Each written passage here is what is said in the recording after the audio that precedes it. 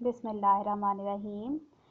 Dear students, sampling and sampling distribution का topic हमारा जारी है और इससे पिछले लेक्चर में हम लोग probability and non probability sampling का टॉपिक पढ़ आए हैं। ठीक है, उस प्रोबेबिलिटी सैम्पलिंग को आज हम मज़ीद कुछ वजाहत से उसकी एक किस्म पढ़ेंगे। तो जैसे कि हमने पिछले लेक्चर में जिक्र किया कि प्रोबेबिलिटी सैम्पलिंग की 4 टाइप्स हैं, जिसमें से पहली टाइप जो है वो सिंपल रैंडम सैम्पलिंग है, दूसरी stratified random sampling, third systematic sampling और फोर्थ जो है वो क्लस्टर सैम्पलिंग है।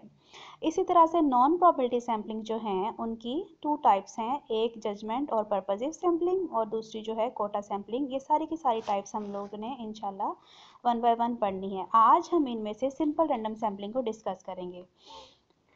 सो प्रोबेबिलिटी और रैंडम सैंपल्स या सैम्पलिंग हम लोग पढ़ चुके हैं।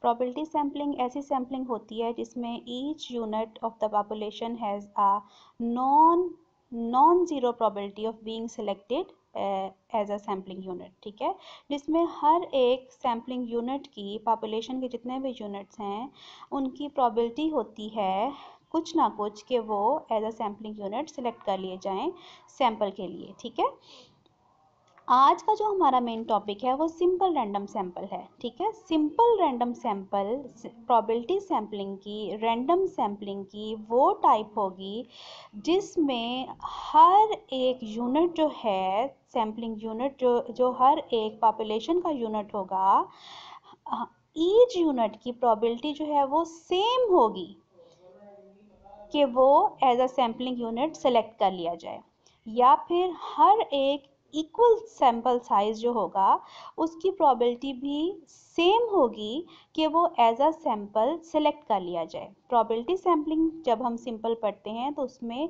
प्रोबेबिलिटी का सेम होना ज़रूरी नहीं है। उसकी टाइप सिंपल रैंडम सैम्पलिंग में या सिंपल रैंडम सैंपल में ये कंडीशन है कि हर एक यूनिट की इक्वल प्रोबेबिलिटी होगी कि वो as a sampling unit select हो जाए, या अगर सेम साइज़ के सैंपल्स हैं तो हर एक सैंपल जो कि सेम साइज़ का है उसकी प्रोबेबिलिटी इक्वल होगी कि वो एज अ सैंपल सेलेक्ट कर लिया जाए। सो सिंपल रैंडम सैंपल हमारे पास क्या है?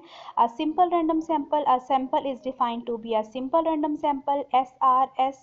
It is if it is selected in such a manner that number 1, each unit in the population has an equal probability of being included in the sample, and number 2 पे ये condition आएगी कि each possible sample of the same size has an equal probability of being the sample selected। ठीक है, अगर हमारे पास finite population है और उसके यूनिट जो हैं उनको कैपिटल N से डिनोट किया गया है, तो अगर हमारे पास सैम्पलिंग जो है वो क्या होगी?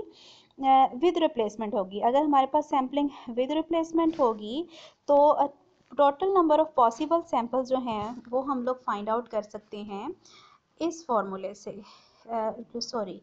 वो हम लोग फाइंड आउट कर सकते हैं n raise to power n के फॉर्मूले से। ये है आपके पास if we sample with replacement, the number of all possible samples of size n that could be selected is n raised to power n। और अगर सैम्पलिंग विदाउट रिप्लेसमेंट है तो फिर total number of possible samples हमारे पास population size n में से sample size n के कितने आ जाएंगे, इनको हम n कम्बिनेशन n के साथ डिनोट कर सकते हैं। तो चाहे विद रिप्लेसमेंट हो या विदाउट रिप्लेसमेंट हो, हर एक जो इसमें से सैंपल आएगा उसकी प्रोबेबिलिटी 1 बाय कैपिटल N होगी। इन केस ऑफ हमारे पास जो है सैम्पलिंग विद रिप्लेसमेंट, ये देखें, ये जैसे हमारे पास ये एग्जांपल दी हुई है, ये यहाँ से एग्जांपल स्टार्ट होती है। Suppose we wish to select random samples of size 2 from a population of say 5 students, और 5 स्टूडेंट्स हैं ABCDE, और विद रिप्लेसमेंट एज सैम्पलिंग तो there are n raise to power n, 5 raise to power 2, 25 possible samples होंगे। ये जो है ये samples 25 उसने बना के दिखाए हुए हैं, हम भी इंशाल्लाह इनको बनाएंगे।